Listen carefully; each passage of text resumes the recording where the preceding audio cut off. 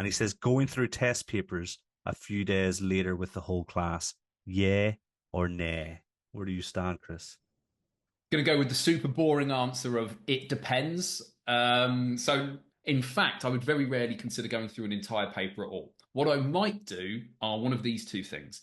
If, and this is primarily something I do in year six, if I wanted pupils to be familiarized with the nature of an assessment so that they can feel confident going into an assessment. So, in say, the weeks before a sat, I want kids to really feel like they know what they're doing, so they won't feel intimidated by the whole thing.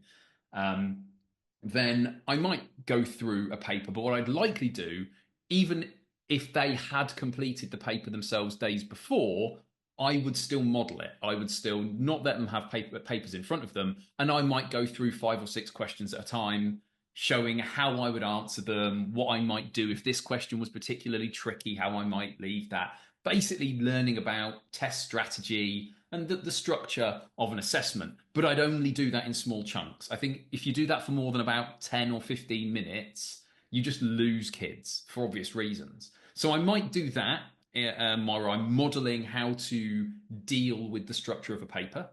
Another thing I might do is I might, and this is possibly more likely with the grammar paper or with, say, a mathematics assessment of some kind, I might see a paper and think, you know what, there are 4 or 5 really interesting questions in there that lots of my kids struggled with, or maybe lots of them got it right, but got it right in a different way, and I want to show them another method or whatever it might be. I might pick out some questions and maybe use 1 or 2 of them as a starter at the start of a lesson. And to say, okay, we're just going to have a look at this because it was really interesting, and perhaps even do some guided and independent practice with with similar questions if I wanted to do that. So, like, if you were mentoring a newly appointed literacy lead, what micro steps would you recommend for the first sort of 12 weeks? What's that, the first big term? So the staff begin using the new reading lesson structure with fidelity, yet still feel ownership of the change. If I'm working with a new literacy lead and they are keen to implement reading lesson structures, and as you mentioned, there is a chapter on professional development and another one on implementation in the book. If I'm working with them, it depends. So it's another depends answer. Sorry about that. It depends on the assumption that they are, maybe they've heard about reading lesson structures, they think it's a good idea, but their knowledge of where these come from, what the rationale behind them is, the related research, if that isn't there, then the first thing to do, and this might be the entire 12 weeks, is to build up their understanding one way or another. So that begins with supporting them to understand the related research, getting them to read key texts and key bits of evidence that relate to each of these 3 priorities that I mention. Once they've understood that, the next thing to do is to check that, on the assumption, as you say, that they are a new literacy lead, that they necessarily need to implement reading lesson structures. Reading lesson structures address those 3 priorities, but once every often I come across a school who have taken a completely different approach that do also address those 3 priorities really well. And the last thing I'd want this new literacy lead to do is to touch anything that seems to be working and that seems to be doing what it needs to do. But on the assumption that they've taken some time, and I've encouraged them to take some time to find out exactly how reading works in their current school and to find out whether or not it does need some editing. The next thing I do is get them to be a scout. Them and perhaps a colleague.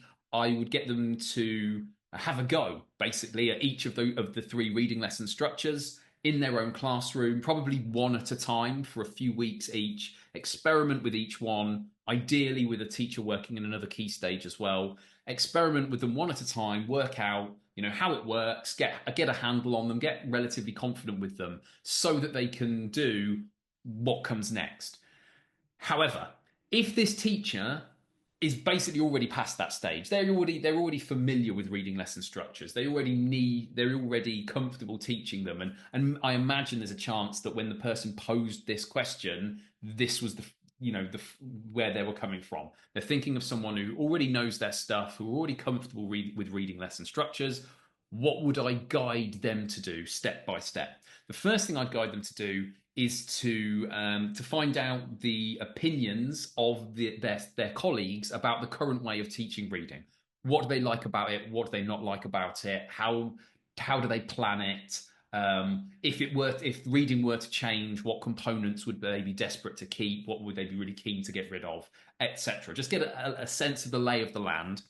And then once they had an understanding of that, I would want them to work with their colleagues to share the rationale for change and to share with them this underlying theory of what reading is, how it develops, and what research suggests about how we can most effectively facilitate that.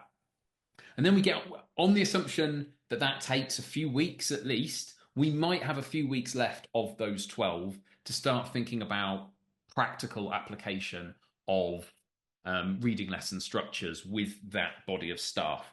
And it's really kind of a repetition of that scouting that they did. So I would want them to first model one reading lesson structure, probably fluency read first, to model that with their staff to make it really clear that it isn't, a particularly impossible thing to do. In fact, to do it adequately is really achievable, but there's loads of room for growth. I'd want them to model it for staff and then to give their colleagues 2 or 3 weeks with that reading lesson structure to just experiment with it once or twice a week in their own classroom and to get comfortable with it. And then to offer feedback to say, well, I've tried it in my classroom. I found this, or it was really good, but I think on a Tuesday, I'm really going to need support from the teaching assistant that's in the partner's classroom because yada, yada, yada. All those roadblocks that you can address only when you experiment with something in practice. And only once colleagues have grown comfortable with all 3 of those reading lesson structures do we start to say, okay, let's implement all 3 of these across a reading week in different proportions depending on the needs of our pupils across the school. And it's only once teachers are really comfortable with this way of teaching that you then say, this is how we teach reading now. And from then, the micro steps are about observing teachers, offering feedback, providing support, and partnering teachers up so that they can work with each other if one's maybe a bit more experienced, a bit more expert, maybe one's an ECT who could do with a bit more support.